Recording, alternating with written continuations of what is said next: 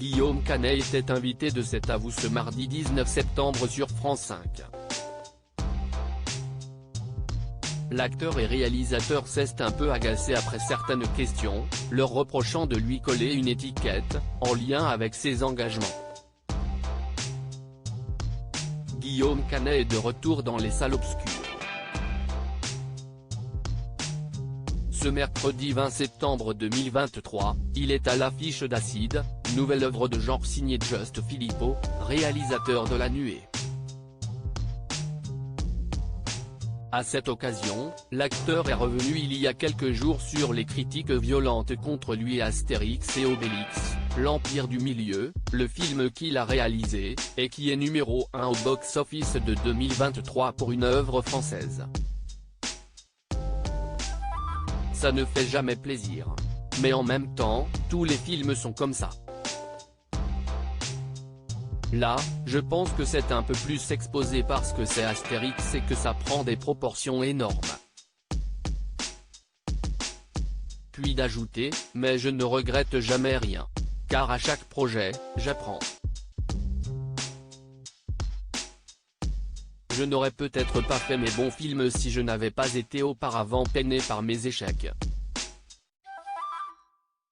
En revanche, refaire un gros film qui prend beaucoup de temps, pourquoi pas un jour, mais pour l'instant, j'ai davantage envie d'un projet très personnel ou un thriller.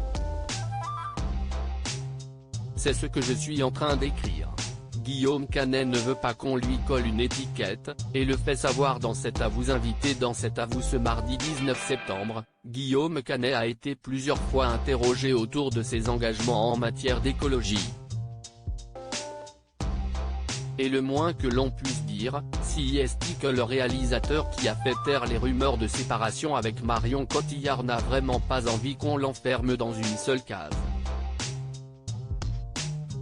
Après avoir visionné une archive dans laquelle Jean-Paul Belmondo refusait de s'engager politiquement, Guillaume Canet a réagi, non parce que je fais un film sur un sujet, en fait maintenant si est vrai qu'il faisait des films peut-être plus divertissants Jean-Paul, mais si est vrai qu'il y a un besoin aujourd'hui quand même de coller des étiquettes aujourd'hui. On fait un film là-dessus alors du coup je suis éco-anxieux, on m'a dit plusieurs fois. Donc il y a besoin comme ça d'appeler les gens, il y a un truc un peu flippant.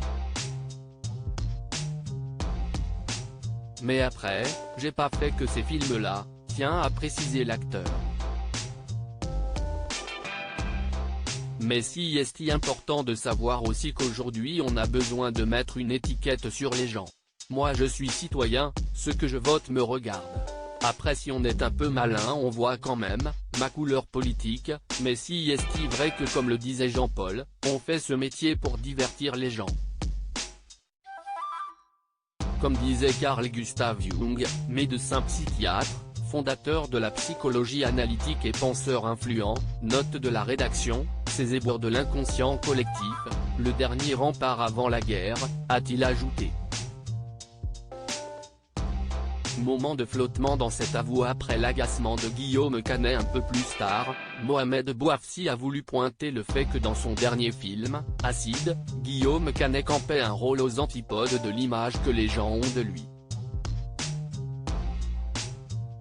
Si est rare de vous voir dans des personnages aussi sombres, précise le chroniqueur. La question a agacé l'acteur qui l'a fait savoir, encore l'étiquette, puis se tournant vers Maurice Acco, autre invité de cet avou, il lui lance, « Sympa, hein ?» Avant de répondre malgré tout, si est vrai que moi si je fais ce métier-là, si j'essaie de faire des films assez différents si est justement pour ne pas qu'on me colle, une étiquette, NDRL, j'ai pas de plan de carrière en fait si est des films très différents parce que j'aime en tant que spectateur voir des films différents. Anne-Elisabeth Lemoine a finalement tenté de faire redescendre la petite tension palpable en plateau.